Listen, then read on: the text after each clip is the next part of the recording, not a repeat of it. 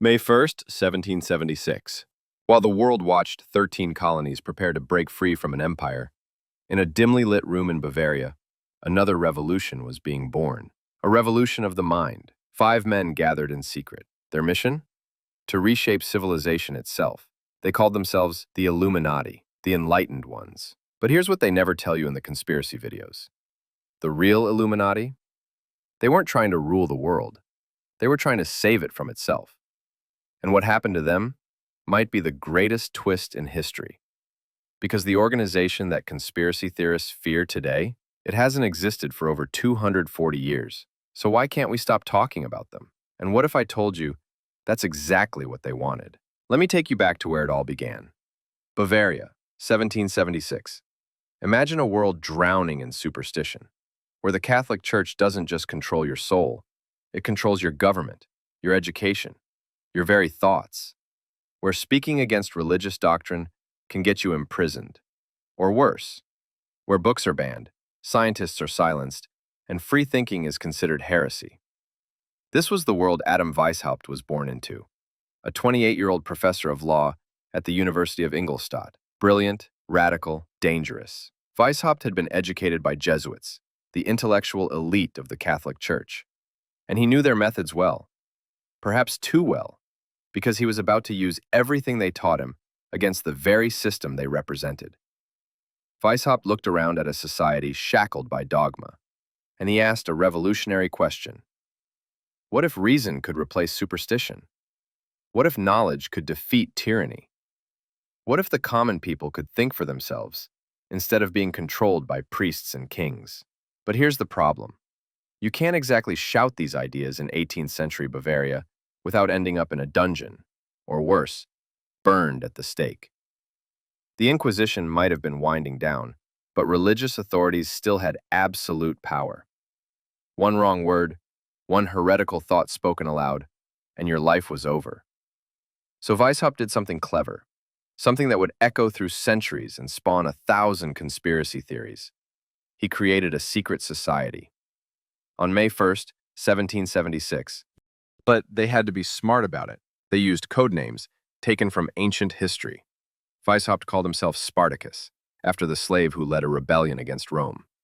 His followers took names like Cato, Brutus, and Hannibal, names that spoke of revolution, of overthrowing tyrants, of fighting for freedom. They created elaborate rituals borrowed from Freemasonry.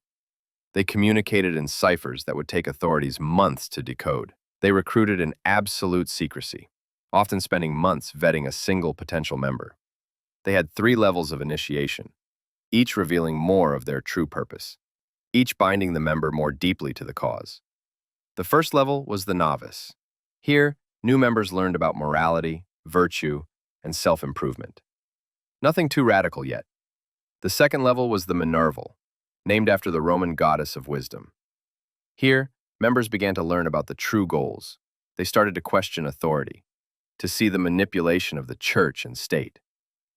And finally, the third level, the illuminated Minerval, where the full vision was revealed. A world without monarchies, a world without church control over government, a meritocracy, where the most enlightened individuals would guide humanity toward progress. And their methods? They were sophisticated.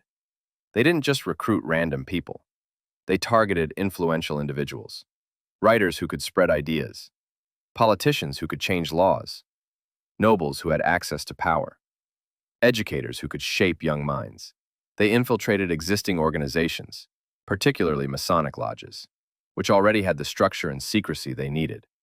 Within 6 years, by 1782, the Illuminati had grown from 5 members to nearly 2,500. They had lodges across Germany, Austria, Hungary, Italy, and France. They counted among their members some of the most powerful and influential people in Europe. Johann Wolfgang von Goethe, one of the greatest writers in German history, was allegedly a member. Johann Gottfried Herder, the philosopher. Even some princes and dukes had joined their ranks. They were becoming powerful, dangerously powerful. And their actual goals? They were genuinely idealistic, though radical for their time. The Illuminati wanted to promote education and scientific thinking. They wanted to oppose religious influence in government and create a true separation of. Was this dangerous to the existing power structure? Absolutely. Was it revolutionary? Without question. But was it evil? That's where the story gets complicated. Because the Illuminati genuinely believed they were fighting for human freedom and enlightenment. They saw themselves as liberators, not oppressors. They wanted to free humanity from what they saw as the twin tyrannies of church and crown. In their eyes, they were the good guys, fighting against a corrupt system. But someone noticed what they were doing, and they didn't like it one bit. Duke Karl Theodor of Bavaria began receiving reports about this secret society. The Catholic Church, feeling threatened, pressured him to act. In 1784, he issued an edict banning all secret societies. The Illuminati went deeper underground, but it was too late. Authorities began hunting them down. Documents were seized. Members were interrogated. Some fled the country. Others renounced their membership to save themselves. By 1787, just 11 years after its founding, the Illuminati was effectively crushed.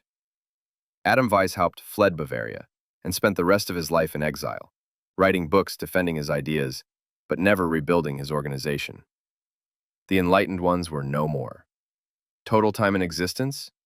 About 11 years. Less time than it takes to get through elementary school. And yet, somehow, this short-lived Bavarian secret society would become the most famous conspiracy theory in human history. But how? Why? That's where our story takes a turn from history into legend. The Illuminati died in 1787. Their members scattered, their lodges dissolved, their documents burned or locked away in government archives. End of story, right?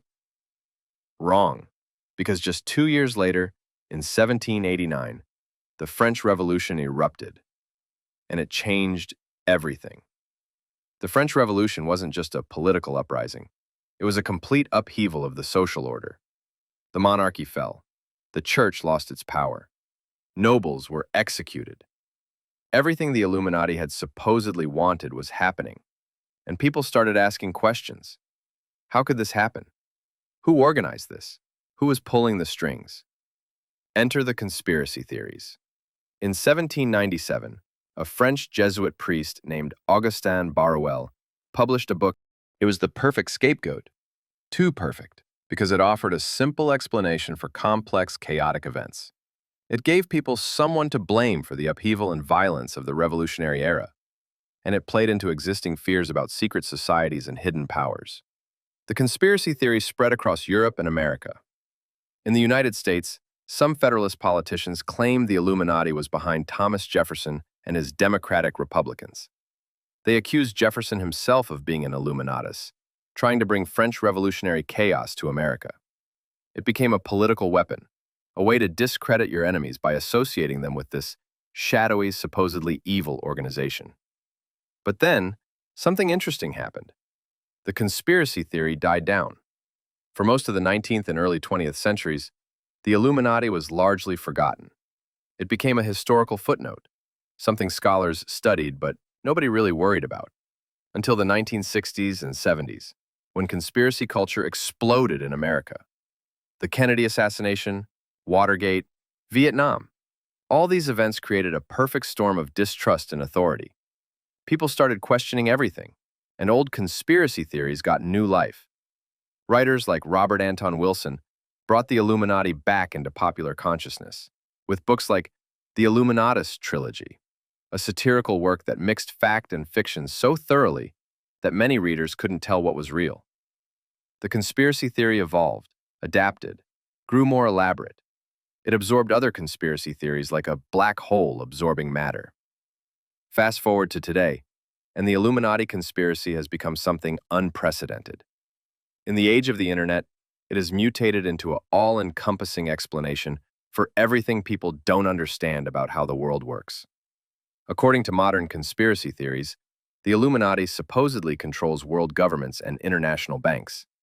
They manipulate the entertainment industry, using music videos and award shows to spread their symbols and recruit new members. Today, The Illuminati exists only as a shadow. Not a shadow organization controlling the world from behind the scenes, but a shadow we've collectively cast on the wall to explain what we don't understand. It's a modern myth, a boogeyman that embodies our fears about power, control, and the forces that shape our lives. The question isn't whether the Illuminati controls the world. They don't. They haven't existed for 240 years. The question is, why do we need them to? What does it say about us, about our society, about our relationship with power and truth, that we've kept this conspiracy alive for centuries? Maybe the real illumination, the real enlightenment, comes from recognizing that the world doesn't need a secret society pulling strings to be complicated and unfair. That understanding complex systems, questioning authority with genuine critical thinking, and working to change unjust structures requires more than just believing in conspiracies. It requires education, engagement, and the courage to face a chaotic world without the comfort of easy answers. The Illuminati wanted to enlighten the world. Maybe the greatest irony is that the conspiracy theory bearing their name does the opposite, replacing complex truth with simple fiction, replacing critical thinking with paranoia, replacing genuine questioning with unfalsifiable belief. The real secret isn't who controls the world.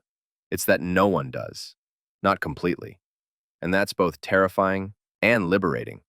Because if no ancient secret society is pulling all the strings, then we actually have the power to change things. Not through uncovering hidden conspiracies, but through understanding reality as it actually is and working together to make it better. That's what the real Illuminati wanted. And maybe, just maybe, that's the truth they'd want us to discover.